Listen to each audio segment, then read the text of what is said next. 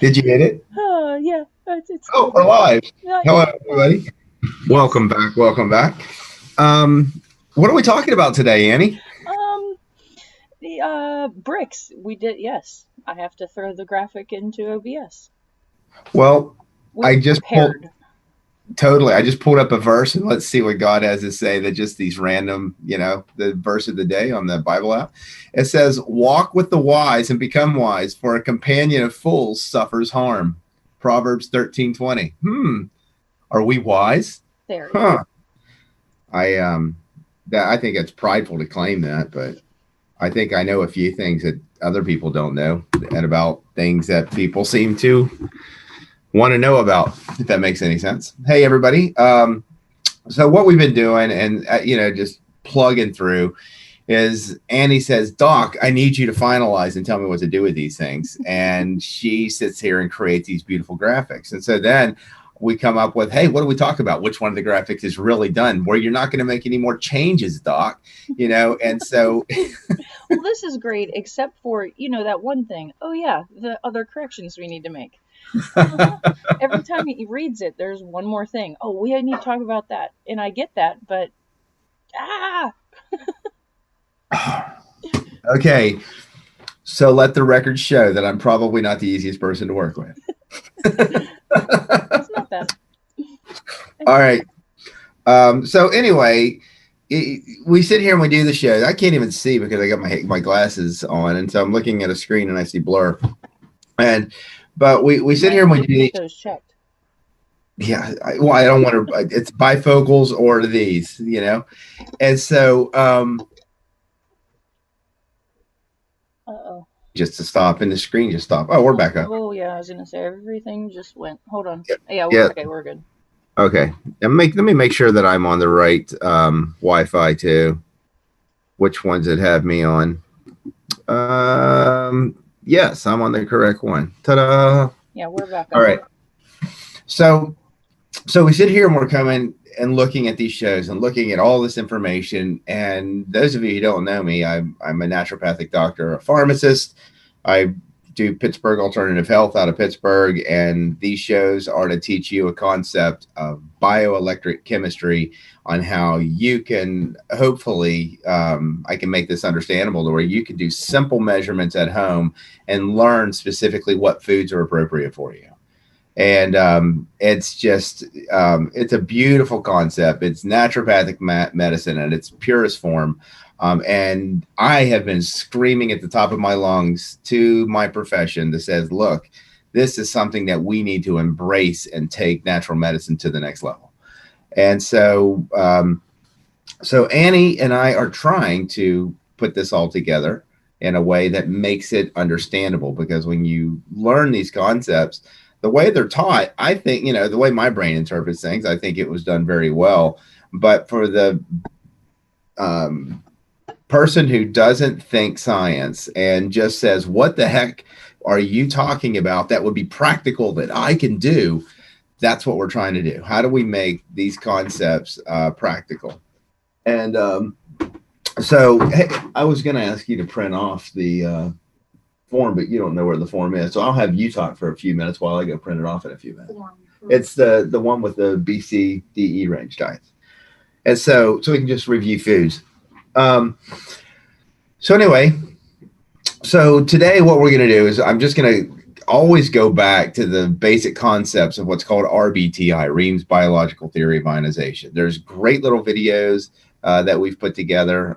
If you go to the YouTube channel, if you there's animated whiteboard ads, and there's one that talks about what is RBTI, what we do, just to give you an understanding, to try to simplify all this stuff. But so I keep reviewing with Annie, and she's like, "What do you want to do? You bringing somebody on the show, or what are we doing?" And so it always comes up. We got to go back to basics. I mean, if everybody doesn't get the basics, and because you look at the forums and what people are arguing about, and how to understand or what to do, and looking at one set of an equation versus the whole picture.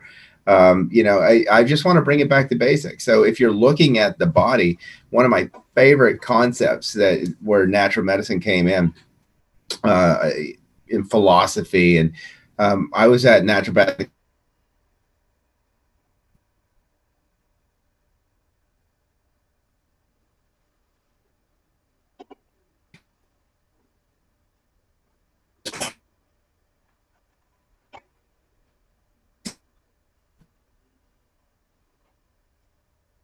Chinese medicine, and because they incorporate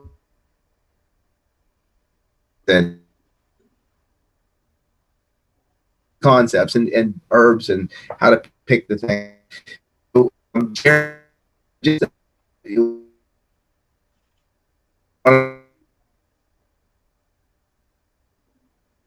philosophy on naturopathic medicine, just and philosophy and basics of understanding of naturopathy and how it's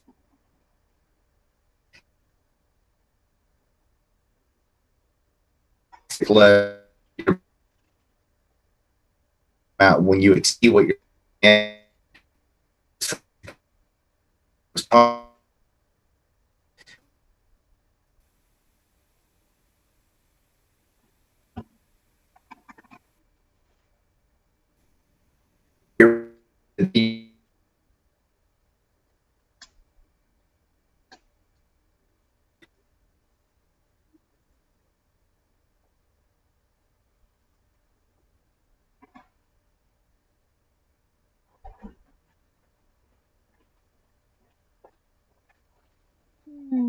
Let's see.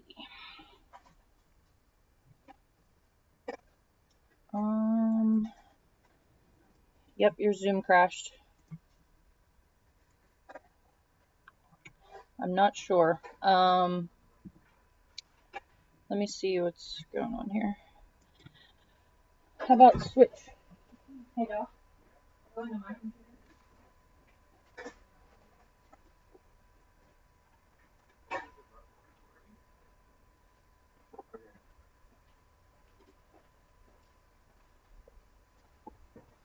We interrupted this show for a brief crash of a system. Why does that happen? There's no reason. We got full internet. It's fast, directly connected, plugged in, not even running on. I don't know. This is crazy. So, welcome back. I hope. I don't know what you guys missed there, other than Andy running in here and saying this is still going. But what I was trying to talk about was looking at the philosophy, looking at Carrie Reams coming in and saying, "Hey, the day you get more, consume more energy than you get from your food, being the first day of disease." Um, that blew me away. That is like true naturopathic, and he explained it on the concept of energy. And so when you're looking, you just start down this rabbit hole, and the rabbit hole leads to understanding on this quantum level that you are electric. You are, you're made of ions. It's all electricity and heat. And Carrie Rames explained how we're made up, the composition of our body, the frequency of our body, the frequency of food, and that if you are on the right frequency, you maximize your energy potential, and your body just was as good as it could possibly be, mathematically explained.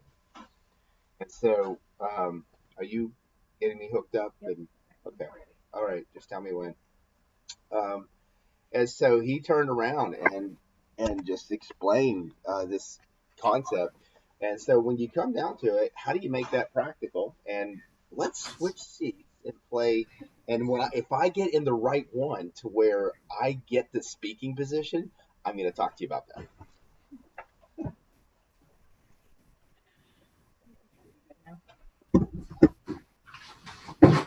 Zoom crashed. Yay.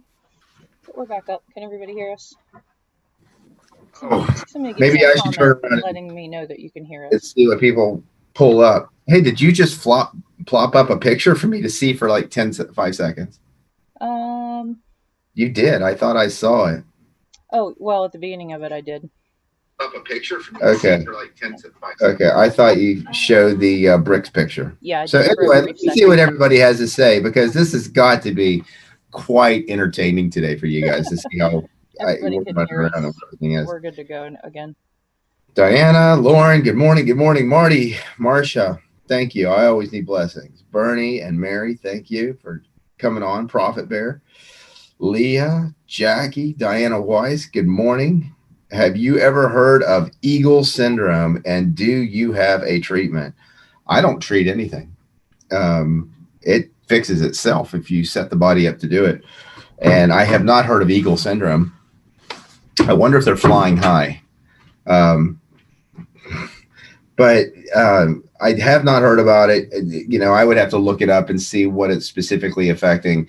It doesn't matter. It doesn't matter what your diagnosis is, because it just doesn't matter. It's when you break it down to the chemistry and the efficiency of what the body is, what you see is that something's breaking down because it doesn't have what it needs to maintain and be optimal, all the way down to the DNA getting expressed to where in bad patterns. And if you start fixing it at the core of what it is with the deficiency of minerals, and you start correcting that DNA even stops representing itself in a bad pattern. It goes back to a healthier pattern. That's the higher vibration. That's the vibration that's in tune with your frequency. It's beautiful. It's, for some reason, not practiced by everybody in this world, which it should be. So the idea is that whatever your diagnosis, all those pathophysiology books, all that stuff that I had to learn, and in reality, you have to wipe some of it out. But understanding how it works helps me to see what I need to do to get it back on track a little quicker. But the bottom line is you have an excess or a deficiency of something, and you could see how the body is stressing and where it needs support in order to maximize potential, because it's trying to fix it anyway. And so if you can identify what the body needs to fix it and what the body needs to get rid of and how you can support that, guess what? You're made in God's image. This body was not meant to be unhealthy. We were meant to walk in a Garden of Eden, people. Oh my. I love what I do. And I wish that we could just get this out to the world, people. Let's see. Thank you for covering basics. A solid foundation is so important. It is. It is. Build a house on a rock, right? So Just Lee, the BRIX have fallen. Oh, okay. We're going to talk about that. I just want to recognize everybody, and we're going to go into BRIX a little bit today. Because it is just so important. Everybody, okay, maybe you were referring to us going off. Leah, thank you for that 5x5. And Zoltan Baz, good morning. Carolyn, good morning. Okay, so when I look at this, people, I mean, Annie, are you able to pull that graphic up at all yet? She's in there printing it off for me. See, I threw her in a tizzy and let everything kind of, hey, let's do this. So did you look at you? Oh my God, thank you. So Annie's going to pull up a graphic and we're going to go over that. So the idea behind the BRIX, and there's a statement on there by Dr. Sandy Badeau, and it was, you know, the variable, you know, I'm paraphrasing, the variable that has the most conscious and subconscious effect of feeling in the body is the carbohydrate number, is what he called it, or the BRIX. And this is the one why you go back and you look at symptoms that most people are complaining about that's associated with any disease that they're going through. The BRIX control has the most profound influence on what's going on in your body. If you don't get your sugars, that BRIX under control, you're not going to see the optimal restoration of your body, because you're affecting oxygen levels, and oxygen has to be present. Bottom line, liver has to have that oxygen. It has to have calcium. It has to have a little bit of iodine. It has to have vitamin A. You know, there has to be a trace amount of iron, you know, and pure water. You know, these things have to be present for the electrical processes that occur for your liver to be like a nuclear generator. Remember, we're thinking energy. And so for your liver to be a nuclear generator and to make the energy that is needed to make sure that everything gets what it needs, let's distribute it where it needs to be. And I love Chinese medicine, how it describes the liver as the distribution system, and, you know, and the energy of what Chinese medicine does. One of these days, I'll study that acupuncture stuff a little bit more thoroughly when I, of course, have the time, right? And but that BRIX is profound, you know, where low sugar symptoms are consistent with just horrendous lack of oxygen to the brain. You typically see lightheaded, dizziness, just headaches, migraines. You know, I'm exhausted. I can't move. Oh my God, give me some food right now, you know? And there's just all this horrible symptoms that can come with low sugars. And when you have, you know, if you go back and look at Reams's guidelines for when you should be in a retreat, I'd say 90% of the people that come into my office the first time, according to Reams's guidelines, should be in a retreat center because of their sugars, because of these, you know, 0.4, 0.6 BRIX that they can't seem to control. And their body has gone into a adrenal overload and just thyroid exhaustion and just this nasty pattern where they're eating salt constantly and just to stimulate that cortisol level and just feel like they can get through their day. And so if you can get those sugars controlled, so how do you do it? You know, that BRIX is telling you how much are you supposed to drink, bottom line, or if you're drinking the right fluids. You know, let's take a moment for that break and have my morning coffee. Is that true RBTI? No. But I can tell you some practical RBTI and keeping a water bottle by me. This one happened to have shungite crystals in it. You might want to read about that one day. But where was I? You know, we're looking at the aspects of the BRIX says, what do I drink? And am I drinking enough of it? But it correlates with the conductivity, which is the salts. Because when you're looking at hydration and you're looking at getting water inside your cells, number one, it has to be pure. Okay. And why distill water? Because it's not carrying a frequency. It's not carrying a pre-tone that has to be put on frequency with you. It just adapts and goes into your frequency, and it's already pure distilled water's right at a pH of 6.4. Well, what did Ream say we need to be at? 6.4 with regards to our urine and saliva. And so we have to hydrate. And so when you're looking at the BRIX and its correlation with that conductivity, those salts, it's ideal. What's the perfect equation? 1.5, 6.4 over 6.4, 6.5 C, and then the cell debris 0.04 and 3 over 3 with some common sense. And these two are in ratio always. So if what's the ratio right there? I think it's like 1 to 4.3. Are you going to keep yours at 1 to 4.3? I'd hope so, but in reality, we're shooting for 1 to 5. And why? Because we're looking for a range that your body can handle, because you probably have so much toxic crap in you, because we all do from our exposure. Or do you have air purifiers? Do you have distilled water? Do you are you bathing in pure water? Do you have a whole house water filtration system? You know, we live in a toxic world, people, and these things are constantly being exposed to you. And it's higher toxicity than it was years ago. And we store what our bodies can't handle in fat cells. And you store it in bad places that you don't want to see fat anymore. So clean up your environment. I keep going to these same concepts, go back to the phases and those type of things. But so Annie, are we able to pull up that picture? Yes. Let's do it. I need guidance. I can't stay focused on this, and that's my cheat sheet today. So It's up. Do you need a copy of it? I can text you. That'd be I got it. I can see it up right now on my screen. Okay. So So, Linda, it's hard to explain how good I feel when my BRIX is right. Everything in my day is just easier. No doubt. No doubt.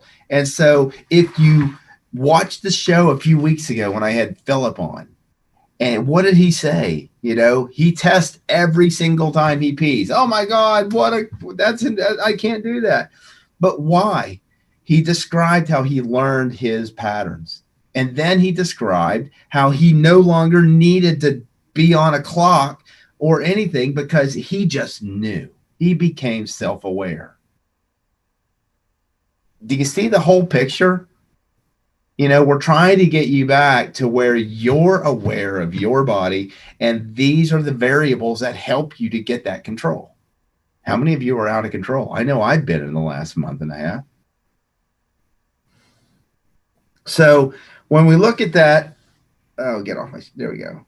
Well, there we go. Yeah, you're going to need to text it to me because I can't pull it up from the show. Okay.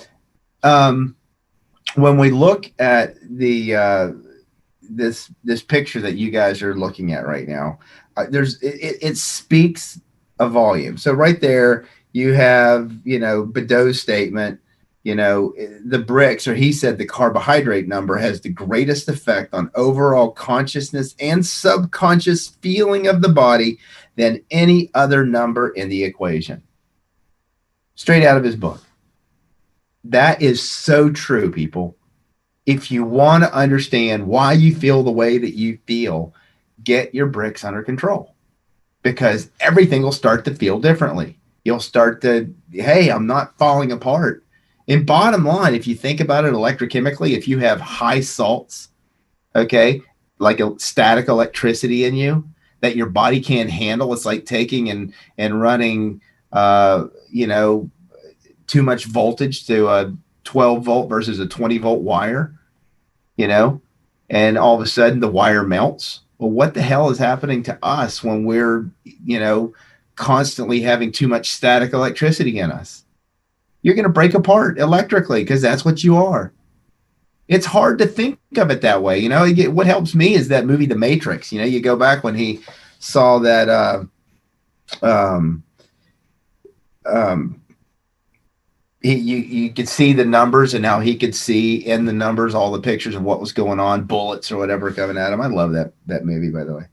And so when you're looking at this aspects of the BRIX, you know, you go down and we have a range, and that range of 1.5 to 2 is what we call the A range, because Reams outlined what perfect health was electrically being measured. And that range of 1.5 to 2, the main thing that you need to know in a relation to your sugar regulation is it correlates with oxygen availability. And you have to have oxygen. Think about before the flood, never rained before at all, you know, and then all of a sudden, and man was living over 900 years. You know, you got Methuselah, you have Adam, 968 years old, you know, wow. And then all of a sudden, what Reams postulated said mathematically, the only thing that could have happened is God stopped the earth and started turning it the other way. It's called a polarity shift. Go look up polarity shift hypothesis. Go look up people who scientists believe that we are having a polarity shift happen right now. And just look at the science behind it. Don't, you know, just read this stuff. It's out there, people. And so Reams says, hey, mathematically, the only way that people could have lived that long was the earth was spinning the other way. So electrochemically, the earth was spinning with the same magnetism as the surrounding atmosphere. So the Van Buren belt that goes around our planet has a negative ionosphere and spinning to the left, whereas now our planet's spinning to the right. So it's cationic. So you have positive and negative opposing forces working against each other, and that changed the earth, ripped it apart. You know, we went from one continent to all these other ones being separated by water because of drastic change in the atmosphere. And so then water started you know, forming in the atmosphere, and our planet became flooded, and then it broke open and distributed throughout the planet. You know, look at it. Just go to the Creation Museum in Cincinnati, Ohio, and look at the aspects of the hypothesis per se, right? Hypothesis, the biblical since the hypothesis, and of how geologically, how what this planet says about how a flood occurred. But Ream says, hey, it could have only happened this way. There was such a drastic change, and oxygen availability changed when this Earth started spinning the other way. And then we only lived to 120 years. So is oxygen availability one of the primary ways that can affect your overall health? There's a lot of people who are into ozone therapy that believe that. So if you learn to control your BRIX by measuring your urine every single time you pee, and you get that number between 1.5 to 2, you will feel different. How do you do it? Well, Reams put people on he turned around and did a alternating water and lemonade with people, but it's not good to just do that, what I've seen, because of the toxicity of people, until your numbers start falling into a range. And if you're actually diligent enough to do it, the best way to control this BRIX is how you're eating and drinking. So systematically drinking, Reams talked about roughly about 4 ounces every half hour. He would say you didn't need more than 80 ounces of distilled water a day. I have some people who are between 250 and 400 pounds that I would say, no, they definitely need more than 80 ounces of distilled water a day based upon their numbers. You go by the numbers. And so if that BRIX is high, if you look at the number, so it goes up, you go to the B range, 1.6 to 8.49, and then this, and then you're never really going to see our BRIX ranges are wrong there, I think. Does that say 1.6 to 8.49? I'm not sure. I have to go back and look at that. But anyway, you're typically not going to see a BRIX go over 8. I think we got pHs mixed in there. You're going to shoot me, aren't you? Come on, say something. Oh, I'm not saying a thing. Yep. Wow. We've been working on this. And she's like, Doc, is there anything else? And so I came in here Thursday and I couldn't find you. Yep. So the main thing people deal with is that low BRIX, and you see most people coming in. If you look at the symptoms with low BRIX, is that those low sugar symptoms over there? Lightheadedness, dizziness, extreme fatigue, muscle aching, crashing, frontal migraine, seizures, forgetfulness, always cold, mood swings, vertigo, suicidal depression. How many people feel that way in today's day and age? And then high sugars, you typically see high sugars when people are eating food allergies, when they're eating things that their body can't handle, they're eating things that are burning so hot in the body, it causes cellular destruction, like pork. That's the way Reams described it. And you get those BRIX that shoot up to, 7.5, 8. And hopefully it doesn't go over 8. If I see BRIXs go over 8, I typically see brain disorders. Okay, something going on in the brain. I've seen concussions. I've seen brain tumors. If you have a BRIX that's hitting 8, 8.5, go get something checked out. That's all I can say, just from experience. And but when I see, so those values are wrong. Andy's shooting me because we're not going to post this until that. And if you want to take that down, are you telling me right now? I already did. Okay, good. So if you're turning around and looking, when you get high BRIX, you're eating foods that your body can't tolerate. And remember what correlates with the BRIX, the conductivity. So if you get a BRIX shooting above 5.49, look for food allergies, period. What is in my meal? I don't care if it's the cardamom you added. As it trying a new seasoning. But something is you're reacting to. You can check your pulse rate. There's people out there who teach heart rate variability. Why? Because they were doing it back in the 1930s. Hey, let me check my heart rate. Let's get a good pulse here. Say, okay, you can count how many beats are in 6 seconds and multiply that out. And then say, okay, I got my heart rate. And then you turn around and think about the person you hate the most. Okay, I know who just came in my head. And then you turn around and 5 minutes later or less, check your heart rate. And guess what? Oh my God, it just went up. Why?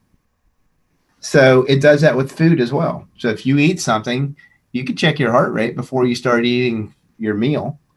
Eat your heart rate. 5 minutes later, after you start being introduced, check your heart rate again. If it goes up more than 20%, guess what? You're probably eating something that your body doesn't like.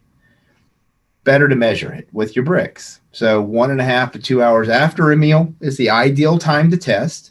But I'm telling you to test every time you pee until you learn your patterns. But 1.5 to 2 hours after a meal is enough time for that food to break down, disintegrate, get absorbed, go through the system, and start being processed out. And your body, your urine will be reflective of how efficient you are with eating that food by looking at a whole set of numbers, or even particularly the BRIX. Am I eating something that's good for me? Have I drank enough water today? How do you lower the BRIX? You drink water. How do you raise the BRIX? You eat food. It's that simple. But there's a lot of techniques, particularly with your water, that help to control that BRIX, and that's sugar, because sugar is the primary way that we get energy from readily. And so if you turn around and you add some type of sugar either to your water, preferred juices, is the best way. So one of the ways Reams would do things is you take 4 ounces of juice and you dilute it down to roughly a quart. Okay. So, and then if you're drinking 3 or 4 ounces every half hour, you're talking 4 to 5 hours of drinking. But certain juices lower your pH. Certain juices will raise your pH. So what do? You test it, because there's this generalization that if your pH of your urine is too high, cranberry juice, carrot juice, those are great. They'll raise your BRIX. They'll, and they'll bring your pH down a little bit. And plus the carrots, you have to have vitamin A. I mean, how many people, Reams would have people do carrot juice, a half a cup every day or every other day and stuff, using foods. But if you mix juice in your water, so normally if people have high pHs, I'm using cranberry juice. If people have low pH below 6.4, I'll use grape juice, or I'll use pineapple juice. And pineapple juice is if you have a sugar to salt ratio that's greater than 1:5, because the pineapple juice will help you to bring the salts out while maintaining your sugars. So say you have, your ratios are supposed to be 1:5, yet you're at 1:10. And if I start drinking just water, what are both of those values going to do with your sugars and your salts? They're going to go down. And what happens if you finally got your salt at the right level? Where's my sugar? I don't know. I can't even think about where it would be because my brain's not working. You got to keep the sugar up here. So if you have that 1:10 ratio and you're drinking water with sugar in it, guess what? Particularly that pineapple will flush the salts while you're maintaining the sugar and keeping it from bottoming out. That's the whole basic concept. However, some people just don't do well with carbs, and they're typically fast oxidizers, and they're typically the ones that are, you're in the DE range, because fast oxidation correlates with that range of DE, which means, hey, I need protein and fat to slow this system down, because pH talks about speed. But the other problem, which Ream showed, is that people who are in that DE range, you'll see your nitrates are screwed up and you're not digesting. So it's like, okay, so I'm not digesting my food the way that I'm supposed to, and you're telling me to eat things that I can't digest. So what did a lot of RBTI practitioners do? You need digestive enzymes. Take them. You don't need them. Strengthen the bile. We're going to talk about lemon. We got to do lemon sometime, because the lemon comes in and helps you to digest that food. And lemon helps the pH, which is the speed. See how all this stuff comes together, and how I just go on one tangent and end up on another? because to me, it's just like, I don't know how to explain and what you guys, how to keep this basic aspect in there. So of being able to do this and living this. So BRIX, sugar regulation, varies with what you eat and what you drink. If you're drinking sugar, it's going to go up. If you're eating, it should go up. However, guess what? You can eat foods that are sugar related, typically crap, candies and stuff, and your sugars will spike, but you'll oversecrete insulin. And guess what? You get a crash, big crashes. And that's what a lot of people do, is they have the sugar spike and crashing, or carboholics. And they go for one sugary drink to candy to snack to whatever. And you're in this violent pattern and feel like crap all the time. And you're not sleeping and you're getting headaches and you don't feel like doing a damn thing. Got it. Been there, And so, so you got to break that habit, and it's in all of us. Everybody, every single one of us can do it. But sugar regulation is where it starts. So how do you do it? You test yourself always, every time you pee. Why? You're learning your pattern. Ideally, you're testing your BRIX, your pHs, and your conductivity if you have a meter, because then you're learning that sugar to salt ratio, and you're learning, am I eating too much salt or not? But you can also be breaking down and detoxing. That'll drive that up. So you drink in rhythm. You try to, I don't care how many of us have these things? Is there anybody out there that does not have a cell phone, right? Go into your settings, go into alarms, or go to timer and set it for 30 minutes. Yes, the dang thing's gonna go off every 30 minutes until you make the realization that, you know what, I'm thirsty, and it's happening right about 30 minutes. Then you don't need a timer anymore, because you're gonna know, you're gonna be aware, you're gonna feel it. So set a timer every 30 minutes, drink your distilled water, okay? Roughly 3 or 4 ounces. You typically take your body weight, divide it by 2, and that's roughly how many ounces a day you want. If you are a sugar crasher and you're running a BRIX of less than 1 consistently, I'm going to tell you not to drink half your body weight in water, but lower that by only do about 80% of that. So multiply whatever half your body weight is by 0.8, and that's how many ounces a day you want to drink. So number 1, water consumption. So number 2 is, what are you eating? And you typically, you're not going to learn it until you start looking at the pHs and how you're eating. But the one thing you do is breakfast for a queen, lunch for a king, dinner for a pauper. And that's where intermittent fasting and these things come in. So queen, why? Because that's when they were eating the fruit and the sweet things. I don't care if you have some sweets, just if you eat them, measure. And if you crash out, guess what? It was the wrong sweet for you. If you maintain your sugars, guess what? You can eat that. I'm fine with it. I'm not your food police. There are guidelines, and we broke down the when you're looking at what foods to eat. Again, you go to pH based upon the calcium, and we've broken it down into groups: BC diet, DE diet. BC, eat these foods. DE, eat these foods. When you consistently get in an AB range, you can eat them all. But you're still measuring yourself, because you're going to find certain foods are going to crash your pH, or certain foods are going to spike your pH up, which is valuable information. Because if you go out and have a good time and your pHs are crashed, you can go home and snack on that little thing before you go to bed that bring your pHs back up. That's practical to me. Does that make sense, Annie? Am I crazy? I don't. See, I am crazy. Thumbs up to that. So you got to control your BRIX. It's, so drinking every half hour. You can put juice in your water. If you're a sugar crasher, put juice in your water, but measure it. I don't care which juice. try anyone you want to try. 4 ounces of juice, water it down to roughly a liter or a quart. And then if you're drinking 3 to 4 ounces between breakfast and lunch, that's going to keep your sugars up. How many calories are in a half a cup of juice, people? 60 over 4 to 5 hours. It's nothing, but it's enough to keep you from crashing out.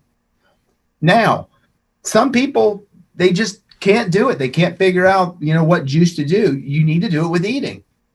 And so if you're in the DE range, which most people are, you need to eat light, regular meals. And you need to eat protein. So vegetable-based protein. And I'm not against soy as long as it's not genetically modified and it's, as it's non-GMO and it's organic.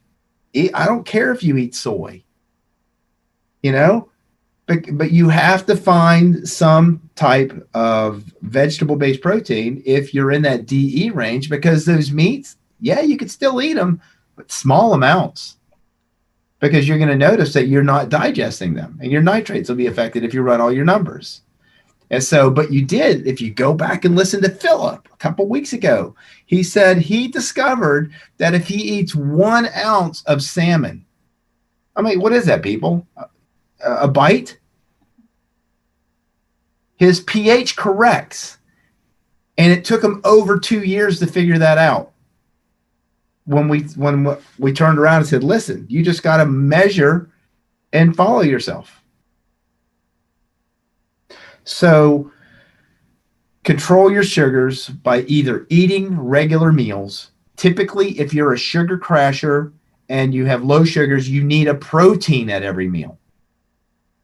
And if you're measuring and you're putting juice in your water, watch and see if your pee, because you're measuring it every time, goes up and you crash. And then it's the wrong juice for you because you're over secreting insulin. You're trying to find something that does stability. My favorite sugar is agave, which gets horrible rap on the internet for being a long-acting fructose. But with me, oh my God, my BRIX stays between 1.5 to 1.8. I can squeeze it in water, or I usually put it in my lemonade, and just, hey, I just do a swig of lemonade as soon as I feel that I need it. Check my BRIX, 1.8 consistently. And it's just, you become aware, people. So that self-awareness is the next factor, is recognizing that, watching that value. I'm at 5.4. Oh my God, I'm foggy brained. I'm at, 0.8.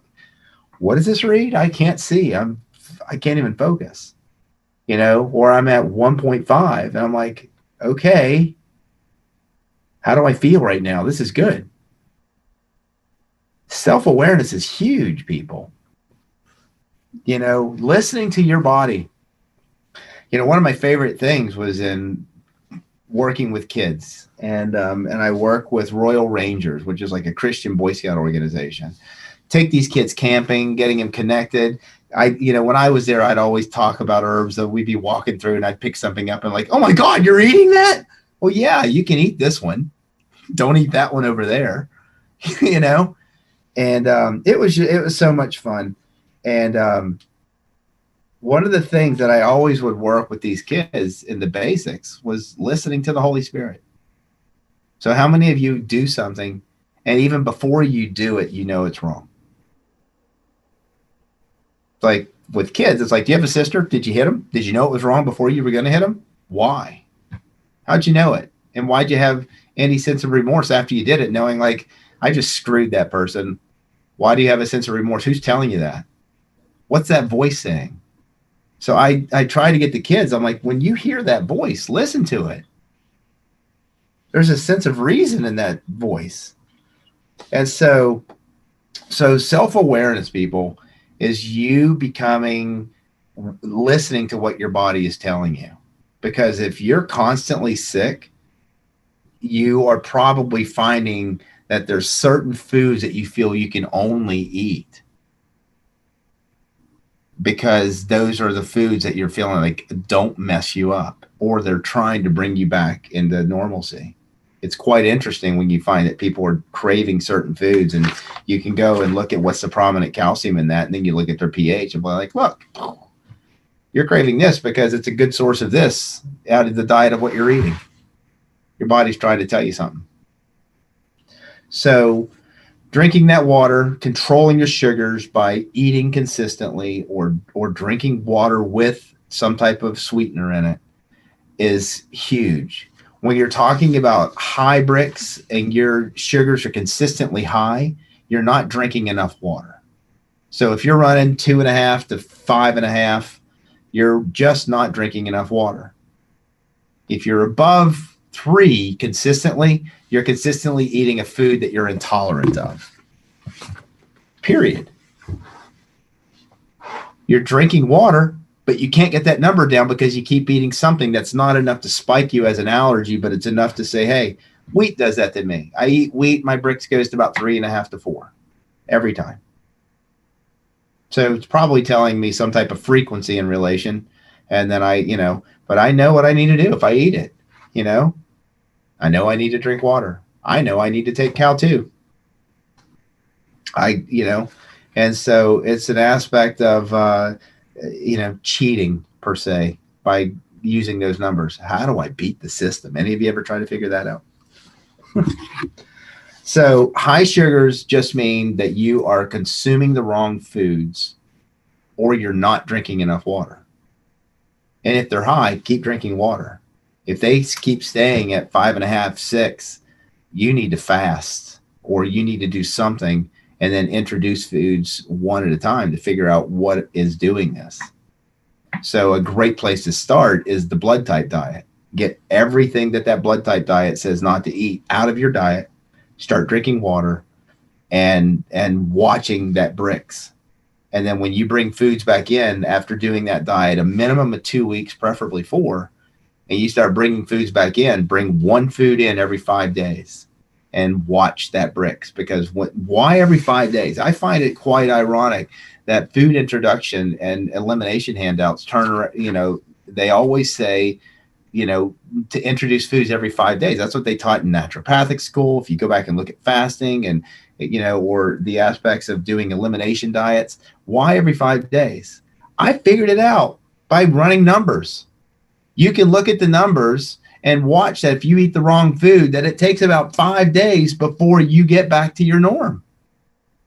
And so I can look at a set of numbers and say, what did you eat 3, maybe 4 days ago?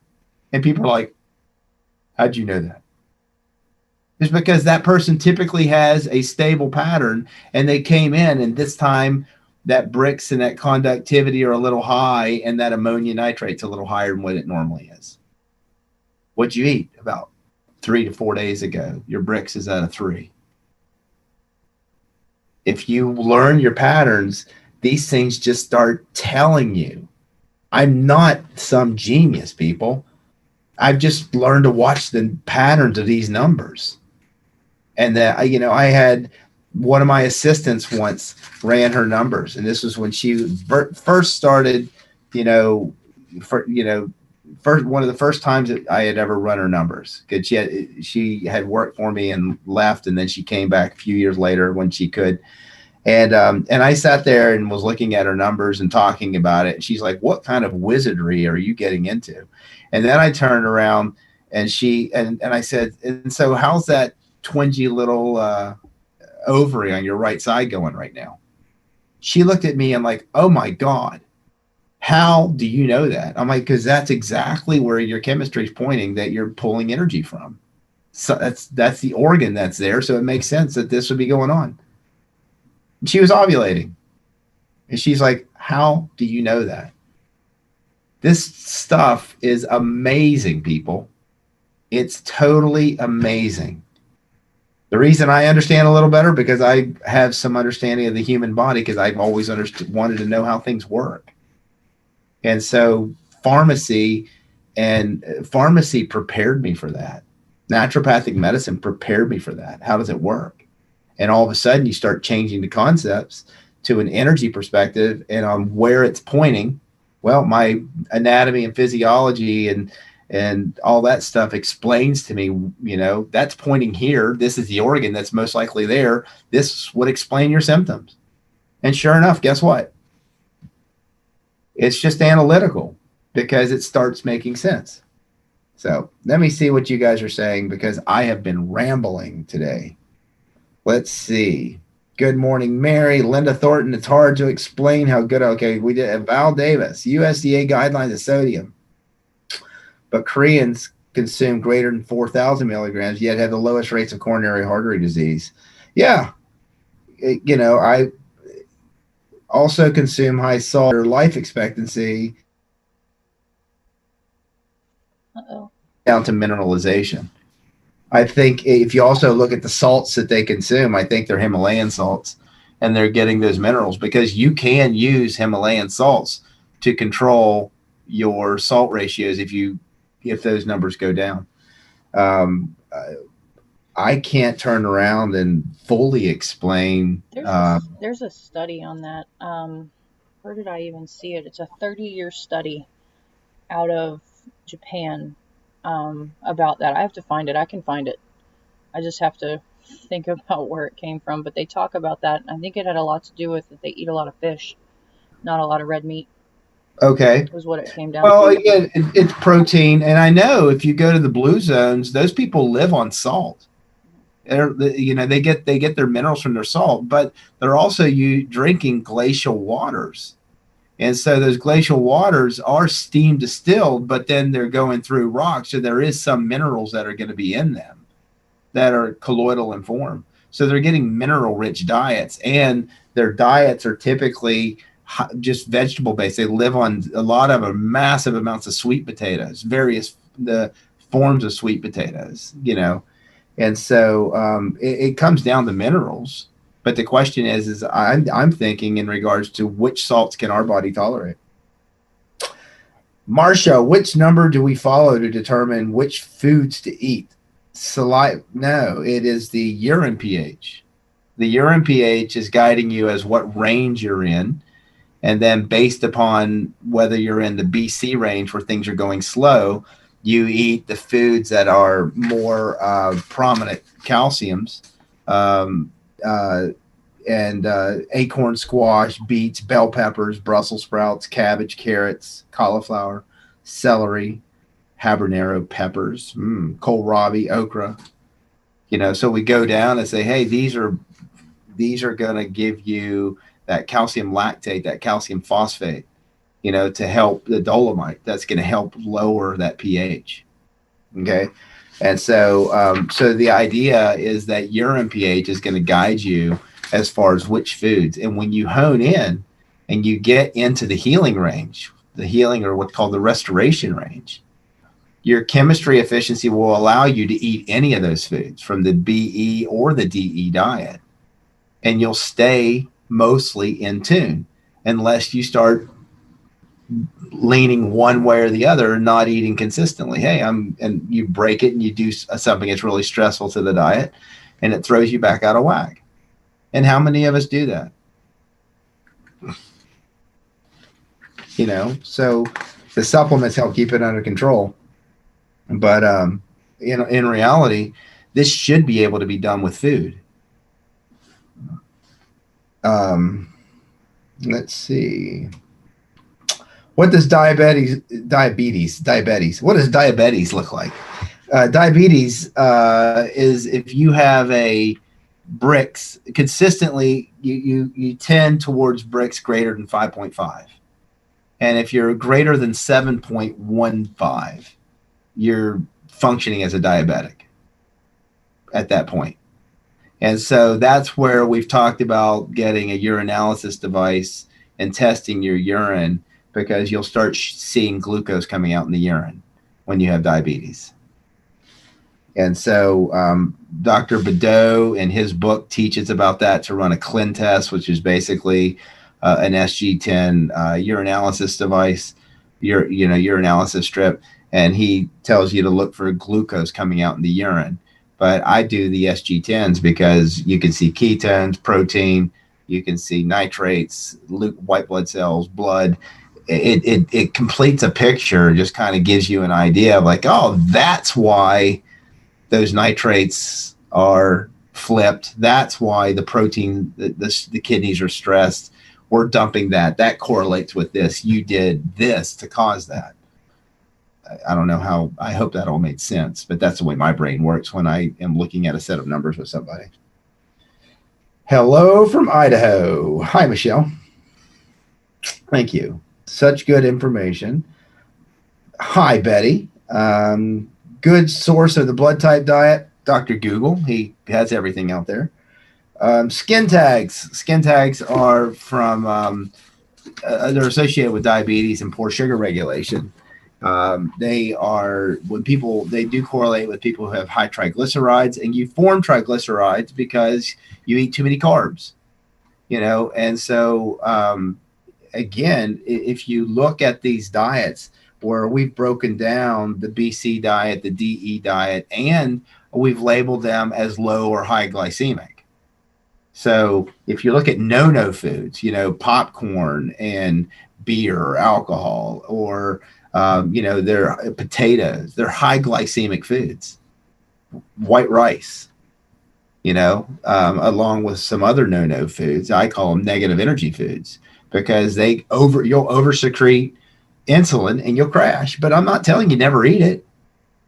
You know, white rice with a protein in your diet will release those carbohydrates slowly. So yeah, why is white rice staple in the East? It's not going to always do harm, but it's common sense, people. There's a factor in there that says, how am I blending this? And how do I learn if I'm doing too much or too little? You measure. Which one? Your BRIX, mostly. Your BRIX and your urine pH. I measure both pHs because that bottom one's telling you the strength of your bile. And as you start understanding this, you'll know whether you're getting the calciums you need in order to digest. So what numbers do we look for to be safely able to do lemon juice every hour? You don't, if you're having a high BRIX, if you tend to have a BRIX greater than particularly 5.49, you're eating foods that you're intolerant of, do not do lemon water because you are going to stimulate more junk to come out of you and you're going to feel like crap.